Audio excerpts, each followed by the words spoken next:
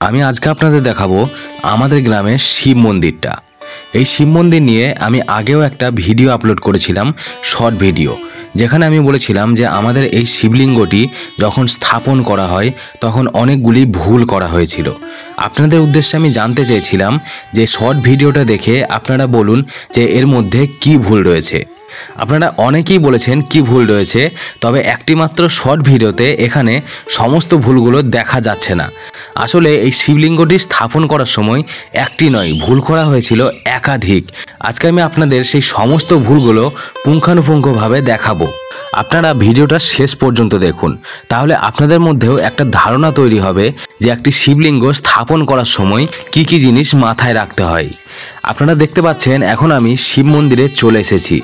আপনারা শিবলিঙ্গটি ভালো করে খেয়াল করুন, তারপর আমি একে একে বলবো যে কি কি ভুল রয়েছে। আর সবার শেষে যেটা বলবো সেটা হচ্ছে সবচেয়ে বড় ভুল। আপনারা শিবলিঙ্গটি ভালো করে দেখুন, ততক্ষণ আমি এই শিবলিঙ্গটি কোথায় থেকে এসেছে এবং কিভাবে স্থাপন করা হয়েছিল সেই বিষয়টা একটু আপনাদের সাথে শেয়ার করি।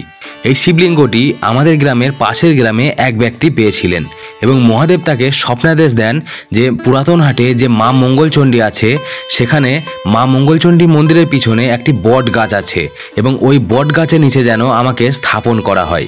এবার আসুন ভুলগুলো আপনাদের সামনে একে একে তুলে ধরি। এই দিকটা দেখতে পাচ্ছেন, এটা হচ্ছে পূর্ব দিক, আর এটা হচ্ছে উত্তর দিক, এটা হচ্ছে পশ্চিম দিক এবং এই দিকটা হচ্ছে দক্ষিণ দিক।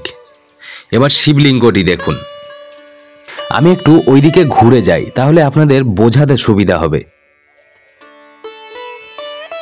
এই যে সামনে এই জায়গাটি দেখছেন, এই জায়গাটিতে ব্রাহ্মণ বসে পুজো করেন এবং আপনি যখন এই ভিডিওটি দেখছেন আপনার ডান দিকে অর্থাৎ মন্দিরের পূর্ব দিকে ভক্তরা দাঁড়িয়ে মহাদেবের মাথায় জল ঢালেন, অর্থাৎ ভক্তরা পশ্চিম দিকে মুখ করে মহাদেবের মাথায় জল ঢালেন। আপনারা সবাই জানেন যে হিন্দু ধর্ম মতে পশ্চিম দিকে মুখ করে কোনো পুজো করাটা ঠিক নয়, কিন্তু দুর্ভাগ্যবশত এই মন্দিরে ভক্তরা পশ্চিম দিকে মুখ করেই বাবার মাথায় জল ঢালেন। এটা হচ্ছে 1 নম্বর ভুল। এবং 2 নম্বর ভুল হচ্ছে, আপনারা দেখতে পাচ্ছেন যে নন্দী মহারাজ রয়েছে, ভক্তরা নন্দী মহারাজের মাথাতেও জল ঢালেন এবং নন্দী মহারাজকে এমন জায়গায় বসানো হয়েছে যে সেই জল ছড়িয়ে পড়ে চারিদিকে, আর ভক্তরা সেই চান জলে পা দিয়েই আবার পুজো দিতে আসেন। আর এই মন্দিরের সবচেয়ে বড় যে ভুলটা রয়েছে সেটা আপনারা দেখতে পাচ্ছেন যে নন্দী মহারাজ আর মহাদেবকে পাশাপাশি বসানো হয়েছে। আপনারা যে কোনো শিব মন্দির যাবেন এবং দেখতে পাবেন যে নন্দী মহারাজ রয়েছে মহাদেবের ঠিক সামনে, মহাদেবের দিকে তাকিয়ে, কিন্তু এখানে নন্দী মহারাজ আর মহাদেবকে পাশাপাশি বসানো হয়েছে। এটি হচ্ছে সবচেয়ে বড় ভুল।